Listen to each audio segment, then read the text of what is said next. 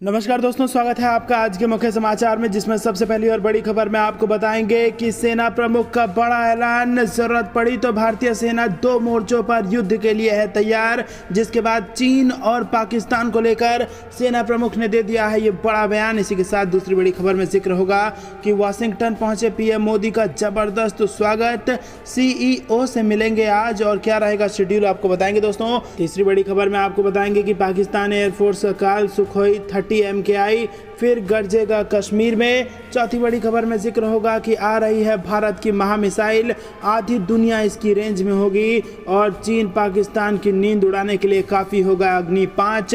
और पांचवी बड़ी खबर में जिक्र उत्तर प्रदेश चुनाव का। योगी सरकार देने जा रही है बड़ी खुशखबरी, 500 रुपये में घर की रजिस्ट्री। चुनाव से पहले गरीबों को बड़ी सौगात देगी योगी सरकार। दोस्तों, हर एक खबर की गहराई में आपको ले जाएंगे, लेकिन उससे पहले अगर आपको भी देश की सेना और पीएम मोदी पर पूरा भरोसा है और अगर आपको भी ऐसा लगता है कि फिर से यूपी में बनेगी योगी सरकार, तो आप अभी इस वीडियो को लाइक जरूर कीजिए, लाल बटन को दबा के चैनल को सब्सक्राइब कीजिए और घंटी बजाकर कमेंट में लिखिए जय हिंद। तो दोस्तों, जल्दी से रुक करते हैं पहली बड़ी खबर की तरफ, जिसमें सेना प्रमुख ने कर दिया है बड़ा ऐलान। जरूरत पड़ी तो भारतीय सेना 2 मोर्चों पर युद्ध के लिए है तैयार। जी हाँ दोस्तों, आपको बता दें, सेना प्रमुख जनरल मनोज मुकुंद नरवणे ने बुधवार को कहा कि भारतीय सेना देश के पड़ोस के हालात पर लगातार नजर रखे है और किसी भी प्रकार की सुरक्षा चुनौती का सामना करने के लिए तैयार है। वहीं आपको बता दें, AIMA द्वारा आयोजित राष्ट्रीय प्रबंधन सम्मेलन को संबोधित करते हुए सेना प्रमुख ने कहा है कि अगर जरूरत पड़ी तो सेना 2 मोर्चों पर युद्ध के लिए भी तैयार है। उन्होंने कहा कि भारतीय सेना खुद को एक संख्या बल में बड़ी सेना से तकनीकी रूप से सशक्त सेना में परिवर्तित करने का काम तेजी से कर रही है ताकि विरोधियों पर प्रभाव कायम किया जा सके। जनरल नरवणे ने कहा कि हम हमेशा क्षेत्र और माहौल पर नजर रखते हैं और उसके अनुसार इसकी समीक्षा करते हैं कि खतरे किस प्रकार के हो सकते हैं और इस आकलन के आधार पर हम अपनी संभावित प्रतिक्रिया में बदलाव करते हैं। तो दोस्तों, यहाँ पर आपको बता दें कि चीन और पाकिस्तान दोनों से एक साथ निपटने का कर दिया है सेना प्रमुख ने ऐलान। अगर आपको भी उनकी बात पर पूरा भरोसा है, देश की सेना पर पूरा भरोसा है दोस्तों, तो वीडियो को इसी वक्त लाइक जरूर कीजिएगा। रुक करते हैं अगली बड़ी खबर की तरफ। मोदी इन अमेरिका, वाशिंगटन पहुंचे पीएम मोदी का जबरदस्त स्वागत। सीईओ से आज मिलेंगे। जी हाँ दोस्तों, आपको बता दें, प्रधानमंत्री नरेंद्र मोदी अपने 3 दिन के दौरे के लिए अमेरिका पहुंच गए हैं। भारतीय समय अनुसार गुरुवार सुबह पीएम मोदी वाशिंगटन पहुंचे, जहां पर भारतीय समुदाय ने पीएम मोदी का जबरदस्त स्वागत किया और अब आज से ही पीएम मोदी अपनी बैठकों में जुट जाएंगे, जिसमें पहले दिन कई कंपनियों के सीईओ से मुलाकात होनी है। कोरोना संकट काल के बीच पहली बार पीएम मोदी की कोई बड़ी विदेश यात्रा हो रही है। गुरुवार सुबह करीब 3:30 बजे जब पीएम मोदी वाशिंगटन पहुंचे, तब वहां पर भारतीय समुदाय ने उनका स्वागत किया। पीएम मोदी ने सभी का शुक्रिया किया और साथ ही ट्विटर पर तस्वीर भी पीएम मोदी ने इसकी साझा की है। वहीं बता दें, प्रधानमंत्री मोदी की कई अहम मुलाकातें होनी हैं और इस दौरान वो कई कंपनियों के सीईओ से मिलेंगे और इनके अलावा पीएम मोदी ऑस्ट्रेलिया के प्रधानमंत्री स्कॉट मॉरिसन से भी द्विपक्षीय वार्ता करेंगे।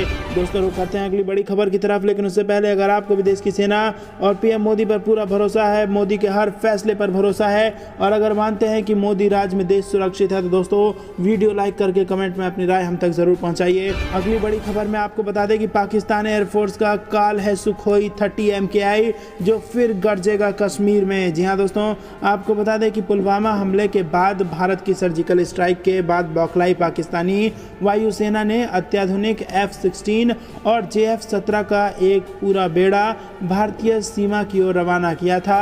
यह अलग बात है कि भारतीय वायुसेना की सुखोई 30 MKI लड़ाकू विमान ने न सिर्फ पाकिस्तानी वायुसेना के अत्याधुनिक लड़ाई विमानों को धूल चटाई, बल्कि ये भी सिद्ध कर दिया कि दान में मिले विध्वंसक विमान भी भारतीय जाबाजों का बाल बांका नहीं कर सकते। पाकिस्तानी वायुसेना के लिए दुस्वप्न साबित हुए सुखोई 30 MKI ने लड़ाकू विमान एक बार फिर से कश्मीर के आकाश में गरजने वो जा रहा है। आपको बता दें दोस्तों, पाकिस्तानी वायुसेना के लिए बुरा सपना साबित हुई सुखोई 30 MKI लड़ाकू विमान एक बार फिर कश्मीर के आकाश में गरजने जा रहा है और इससे पाकिस्तान फिर से कांप रहा है। कहीं मोदी सरकार फरवरी 2019 जैसी सर्जिकल स्ट्राइक दोबारा ना कर दे। तो दोस्तों, क्या दोबारा मोदी सरकार करेगी पाकिस्तान पर पर सर्जिकल स्ट्राइक, हाँ या ना में अपनी राय हमें बताइए, क्योंकि पाकिस्तान की नींद उड़ाने वाली सुखोई 30 MKI इस वक्त कश्मीर में दहाड़ मार रही है। इसने न केवल पाकिस्तान की नींद उड़ाई थी बल्कि पाकिस्तान के अत्याधुनिक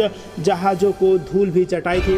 रुक करते हैं अगली बड़ी खबर की तरफ। भारत आ रही है महा मिसाइल, आधी दुनिया होगी इसकी रेंज में, जिससे चीन और पाकिस्तान के छूट सकते हैं पसीने। जी हाँ दोस्तों, भारत की परमाणु शक्ति संपन्न अंतर महाद्वीपीय बैलिस्टिक मिसाइल अग्नि 5 का परीक्षण किया जा सकता है। इस मिसाइल के परीक्षण को लेकर चीन समेत कई देशों ने अपनी भौहें टेढ़ी मेढ़ी की हुई हैं, लेकिन भारत पहले ही अग्नि 5 मिसाइल का 7 बार सफल परीक्षण कर चुका है और चीन की नाराजगी इसलिए है क्योंकि अग्नि 5 मिसाइल की रेंज में उसका पूरा देश आ रहा है। ऐसा कोई शहर नहीं है जो इस मिसाइल के हमले से बच सके। आपको बता दें दोस्तों कि इस मिसाइल में आधी दुनिया इसके रेंज में आ जाएगी और पाकिस्तान तो पहले ही भारत के रेंज में था, पूरा चीन भी इसके रेंज में आ जाएगा अग्नि 5 मिसाइल की सफल परीक्षण होने के बाद, और इससे चीन भारत से कांपने लगेगा। रुक करते हैं अगली बड़ी खबर की तरफ, जो कि उत्तर प्रदेश के चुनाव से जुड़ी आ रही है। 500 रुपए में घर की रजिस्ट्री, चुनाव से पहले बड़ी सौगात देगी योगी सरकार। जी हाँ दोस्तों, उत्तर प्रदेश सरकार गरीबों को सस्ते मकान के साथ ही 500 रुपए के स्टाम्प पर रजिस्ट्री की सुविधा देने जा रही है। खास बात यह है कि ये लाभ नए के साथ पुराने खाली पड़े मकानों के आवंटन पर भी दिया जाएगा और इसी के साथ आवास विभाग के प्रस्ताव पर उच्च अधिकारियों की बैठक में सहमति बन गई है और जल्द ही इस प्रस्ताव को कैबिनेट से पास कराने की तैयारी है। माना जा रहा है कि प्रदेश में अगले साल होने वाले विधानसभा चुनावों से पहले गरीबों को सरकार की ओर से ये बड़ी सौगात दी जाएगी। आपको बता दें, राज्य सरकार चाहती है कि आवास विकास परिषद और विकास प्राधिकरण के साथ ही निजी बिल्डरों द्वारा बनाए जाने वाले EWS मकानों की रजिस्ट्री भी 500 रुपए के स्टाम्प पर कराने की सुविधा दी जाए। इससे गरीबों को सस्ते मकान मिलने का रास्ता साफ होगा। आवास विभाग ने प्रदेश भर के विकास प्राधिकरण से ऐसे मकानों की सूची मांगी थी। ऐसे करीब 7000 मकान चिन्हित किए गए हैं। लखनऊ, बरेली, बनारस, बस्ती, कुशीनगर, कपिलवस्तु और सोनभद्र में बने EWS मकानों की संख्या का पता अभी नहीं चल पाया है। आवास विभाग का मानना है कि 500 रुपए के स्टाम्प पर रजिस्ट्री की सुविधा देकर गरीबों को बड़ी राहत दी जा सकती है। दोस्तों, क्या आपको भी ऐसा लगता है कि इससे मिलेगी गरीबों की राहत और फिर से बनेगी योगी आदित्यनाथ की सरकार? कमेंट में हमें ज़रूर बताइए। रुक करते हैं अगली बड़ी खबर की तरफ। पंजाब में हमले की बड़ी साजिश नाकाम, तरन तारण में पकड़े गए 3 आतंकी। जी हाँ दोस्तों, पंजाब की तरन तारण पुलिस ने मोगा जिले के सीमावर्ती भीखीविंड इलाके में बुधवार रात चेकिंग के दौरान 3 आतंकवादियों को गिरफ्तार किया है और फिरोजपुर रेंज के महानिरीक्षक जतिंदर सिंह औलख ने ये पुष्टि करते हुए बताया कि गिरफ्तार आतंकवादियों की शिनाख्त कुलविंदर सिंह, कंवरपाल सिंह और कोमलप्रीत सिंह के रूप में की गई है और इनके कब्जे से पुलिस ने 9 mm का पिस्तौल, गोला बारूद और हथगोले बरामद किए हैं। उन्होंने बताया कि गिरफ्तार आतंकवादियों को अदालत में पेश कर इन्हें पूछताछ के लिए रिमांड पर लिया जाएगा। बता दें कि इसी महीने पंजाब में 4 अन्य आतंकवादियों को भी गिरफ्तार किया गया था। इसके बाद तत्कालीन मुख्यमंत्री कैप्टन अमरिंदर सिंह ने पुलिस को हाई अलर्ट पर रहने के आदेश दिए थे। खबरों के मुताबिक इन चारों आतंकियों ने अगस्त महीने में एक तेल टैंकर को IED टिफिन बम से उड़ाने की साजिश रची थी। दोस्तों, रुक करते हैं अगली बड़ी खबर की तरफ। तुर्की के राष्ट्रपति एर्दोगन पर 24 घंटे के भीतर ही भारत का जोरदार पलटवार। जी हाँ दोस्तों, संयुक्त राष्ट्र महासभा के सत्र के दौरान तुर्की ने भारत को कश्मीर पर घेरने की कोशिश की तो भारत ने भी इस देश को कड़ा जवाब दिया है। दरअसल तुर्की के राष्ट्रपति रेचेप तैयप एर्दोगन ने मंगलवार को संयुक्त राष्ट्र महासभा के 76वें सत्र में अपने भाषण के दौरान कश्मीर का मुद्दा उठा दिया था। इसके कुछ ही घंटे बाद भारत के विदेश मंत्री एस जयशंकर ने भी साइप्रस के मुद्दे को छेड़ दिया। गौरतलब है कि तुर्की ने कई सालों पहले साइप्रस के एक बड़े हिस्से पर अवैध रूप से कब्जा कर लिया था। इस मुद्दे पर UN के प्रस्ताव की भी तुर्की अनदेखी करता रहता है। वहीं आपको बता दें, एर्दोगन ने संयुक्त राष्ट्र महासभा में अपने संबोधन में कहा कि हम इस बात पर अभी भी कायम हैं कि कश्मीर में 74 सालों से जारी समस्या को दोनों देशों को संवाद के जरिए सुलझाना चाहिए और इसे UN के प्रासंगिक प्रस्तावों के जरिए सुलझाने की कोशिश होनी चाहिए और इसी का जवाब तुरंत 24 घंटे के भीतर भारत ने दे दिया। और आपको बता दें कि तुर्की के राष्ट्रपति की बोलती बंद कर दी है भारत ने। रुक करते हैं अगली बड़ी खबर की तरफ, जिसमें आपको बता दें कि अमेरिका, ऑस्ट्रेलिया और ब्रिटेन के सुरक्षा गठबंधन में भारत और जापान नहीं होंगे शामिल। हिंद प्रशांत में चीन को घेरने का है मकसद। जी हाँ दोस्तों, आपको बता दें बेहद बड़ी खबर यहाँ पर निकल के आ रही है, जिसमें अमेरिका ने रणनीतिक इंडो पैसिफिक क्षेत्र में 21वीं सदी की चुनौतियों का सामना करने के लिए ऑस्ट्रेलिया और ब्रिटेन के साथ नई त्रिपक्षीय सुरक्षा साझेदारी में भारत या जापान को जोड़ने से इनकार किया है। 15 सितंबर को अमेरिकी राष्ट्रपति जो बाइडेन, ऑस्ट्रेलिया प्रधानमंत्री स्कॉट मॉरिसन और ब्रिटिश प्रधानमंत्री बोरिस जॉनसन ने संयुक्त रूप से त्रिपक्षीय सुरक्षा गठबंधन AUKUS के गठन की घोषणा की, जिसके तहत ऑस्ट्रेलिया को पहली बार परमाणु संचालित पनडुब्बी मिलेगी। व्हाइट हाउस के प्रेस सचिव जेन साकी ने बुधवार को समाचार कॉन्फ्रेंस में संवाददाताओं से कहा कि पिछले हफ्ते AUKUS की घोषणा एक संकेत के लिए नहीं थी और मुझे लगता है कि ये संदेश फ्रांसीसी राष्ट्रपति को भी भेजा है कि कोई और नहीं है जो हिंद प्रशांत की सुरक्षा में शामिल हो। दोस्तों आपको बता दें कि जापान और भारत नहीं होगा इसमें शामिल। रुक करते हैं अगली बड़ी खबर की तरफ, जिसमें आपको बता दें कि बीजेपी का मिशन यूपी 2022 का रोड मैप तैयार। धर्मेंद्र प्रधान की टीम के कंधों पर एक एक क्षेत्र का प्रभार। जी हाँ दोस्तों, उत्तर प्रदेश में 4 महीने के बाद होने वाले विधानसभा चुनाव का बीजेपी ने विधिवत आगाज कर दिया है। सूबे की सत्ता में वापसी के लिए मुख्यमंत्री योगी आदित्यनाथ की मौजूदगी में उत्तर प्रदेश चुनाव प्रभारी धर्मेंद्र प्रधान ने अपनी टीम के साथ प्रदेश के सत्ता और संगठन के प्रमुख चेहरों संग बैठक की है। इस दौरान आगामी विधानसभा चुनाव की सियासी जंग फतह करने के लिए रोड मैप तैयार किया गया है। बीजेपी केंद्रीय नेतृत्व द्वारा गठित केंद्रीय मंत्री धर्मेंद्र प्रधान की अगुवाई में सह प्रभारी और क्षेत्र प्रभारियों की बुधवार को लखनऊ में बैठक हुई, जिसमें यह तय हुआ कि मोदी के नाम और योगी के काम के सहारे फिर सत्ता में लौटेंगे।